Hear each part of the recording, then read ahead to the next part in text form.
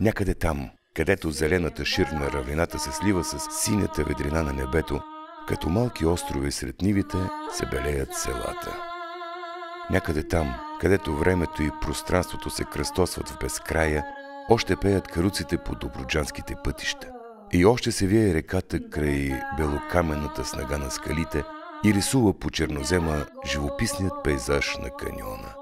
Някъде там блести пъстроцветната мозайка от хора и събития, изплуват легенди и истини за стародавно начало.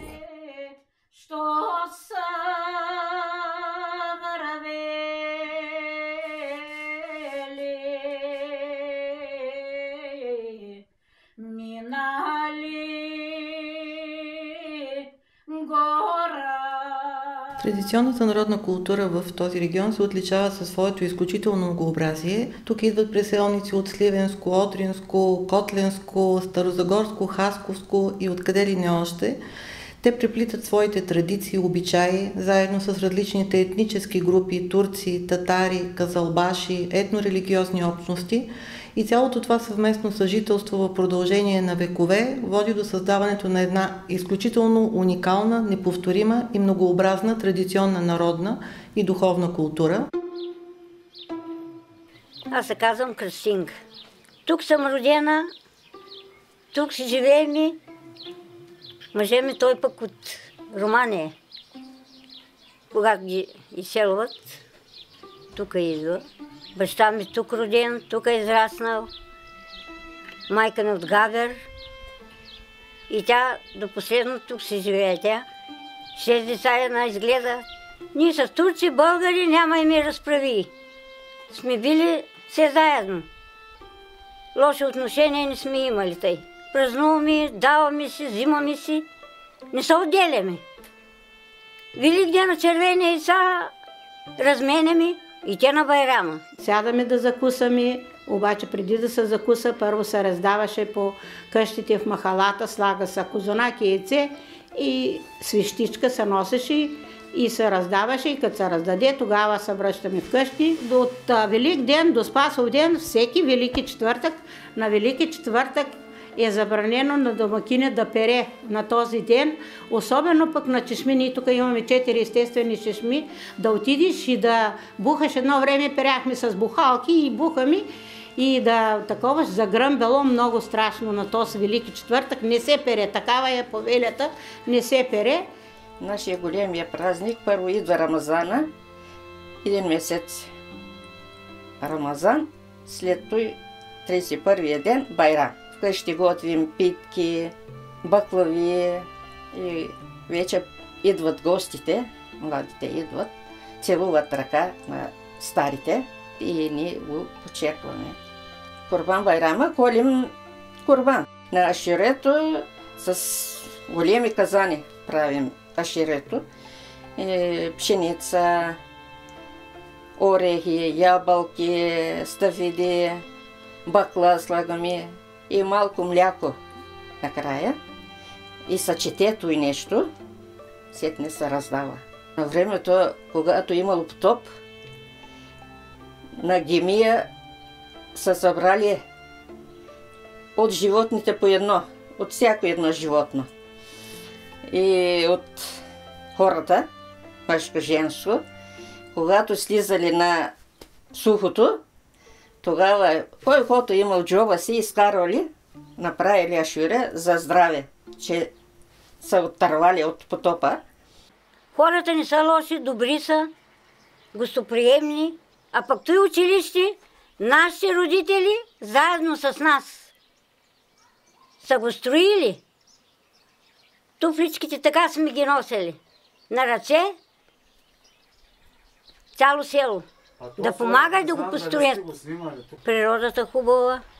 Имаме си, ето, борова горичка, имаме си кале, имаме си тук тике, което от векове се е празнувало. Българи, турци няма значение. Всичко се събира там. Недалеч от село Александрия, сгушено сред вековните брястове, се намира двообредното светилище на свети Илия и Мустафа Канаат. Свято място, почитано от християни и мюсюлмани, наричано просто Текето. Според преданието, в далечни времена свети Илия слязал от небето яхнал своето магаре. Под вековните брястове, на мястото, където пренощувал, бликнала чудодейна вода. Мюсюлманите се събират тук на Георгиовден, а християните – на Илинден. От всички краища на Добруджа в това място идват поклонници, за да измолят от светеца живот, здраве и закрила. Преспиват на Текето преди да заколят курбан, вързват парцалчета по клоните на дърветата и се мият с чудодейната вода.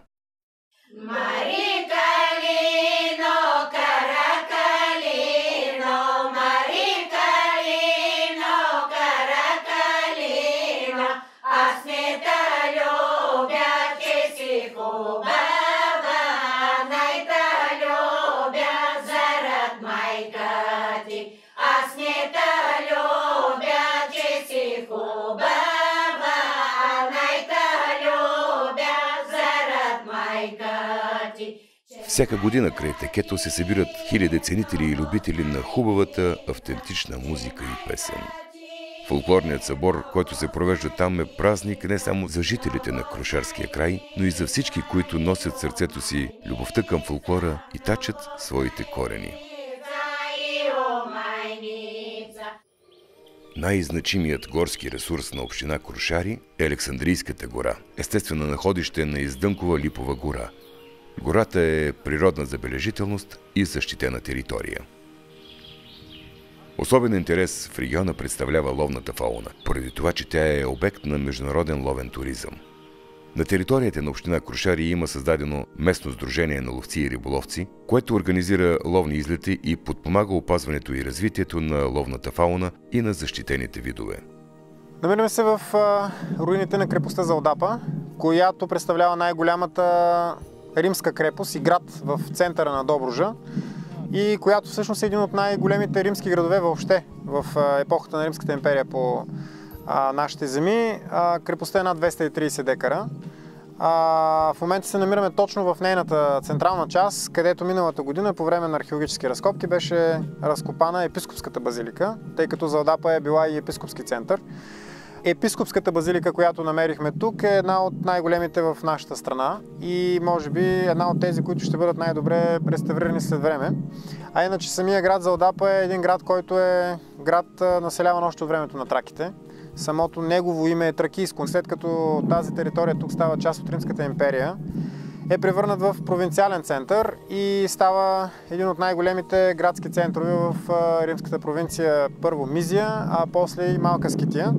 Градът съществува до началото на 7 век, когато през 604 година е унищожен по времето на голямото аварско нашествие. Никога след това не е възстановен. Военни паметници в селата Крушари, Телерик, Полковник Дяко, Поручик Кърджиево, Коритен и Александрия пазят спомени за загиналите за България. Паметниците са изградени с дарения на местното население и общината в израз на почит към паметта на местните жители, паднали на бойното поле по време на Балканската, междусъюзническата, Първата и Втората световни войни.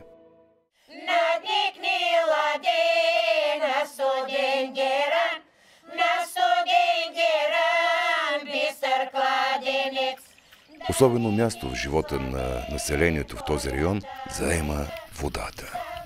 Не само необходимост, а и извор на лечебна и магическа сила, на ново начало и на безкрайност.